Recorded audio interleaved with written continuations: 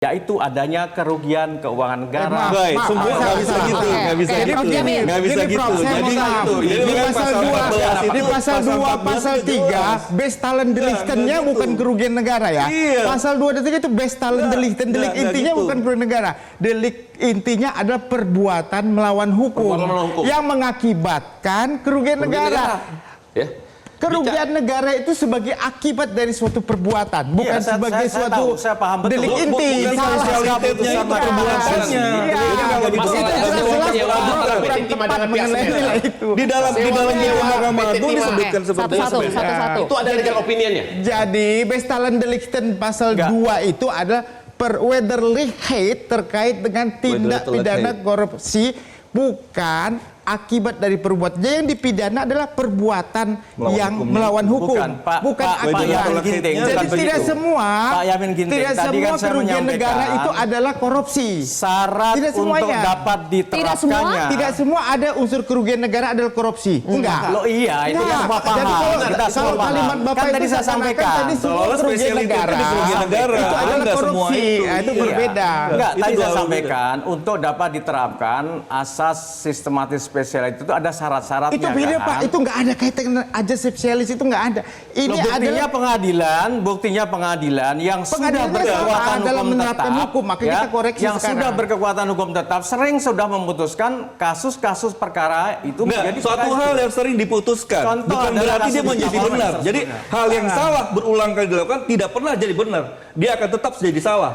Begini dong. Jangan gitu ya. Jadi kesalahan itu nggak bisa berulang-ulang jadi Coba benar. mundur sedikit. Ada. Jangan bicara apa. Konsen di pasal 2, pasal 3. Kalau kita Sekarang ini bicara peristiwa hukumnya. Sewa menyewa semeter. Ya, PT Timah. Ya, itu ada legal opinionnya.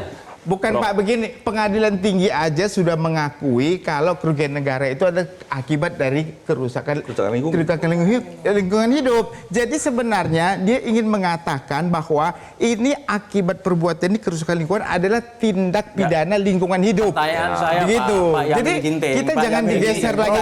Jadi sepakat ya, ini namanya dalam tipikorisasi putusan ya. pengadilan tinggi itu ya, apakah si terdakwa dinyatakan bersalah apa tidak? Dinyatakan bersalah melakukan Kasusnya tindak pidana korupsi apa tidak? kasus korupsi. Sudah, itu tapi kan itu berarti menurut pengadilan pandangan tinggi pengadilan demikian. tinggi. Tapi kita nggak mengamini karena silakan. Bapak contoh berpendapat Bapak saya demikian. tanya, Sekarang kan enggak terus. Apakah benar hukuman bisa 20 tahun lebih dari 20 tahun? Oh, kalau soal hukuman itu konteksnya itu berbeda.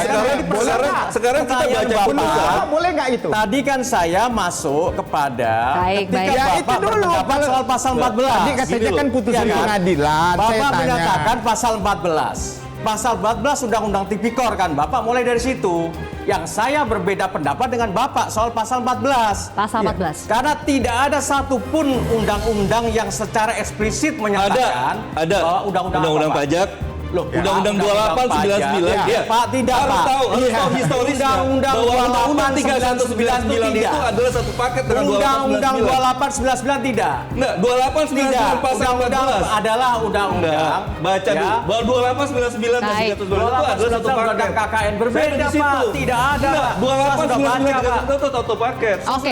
Semuanya. Kita harus jeda terlebih dahulu. Baca lagi lah. Bapak-bapak, kita harus jeda terlebih dahulu ya. Nanti kita sambung lagi supaya lebih kondusif juga. Bu Yenti, nanti saya juga ingin tanya kepada Anda, ada satu hal yang belum kita bahas dari tadi. Soal bagaimana sebetulnya harta yang dikatakan terpisah tapi kemudian dikaitkan juga sehingga ini menjadi pasal pencucian uang juga. Apa pendapat dari Bu Yenti soal itu? Kita akan bahas lebih jauh pemirsa sesaat lagi.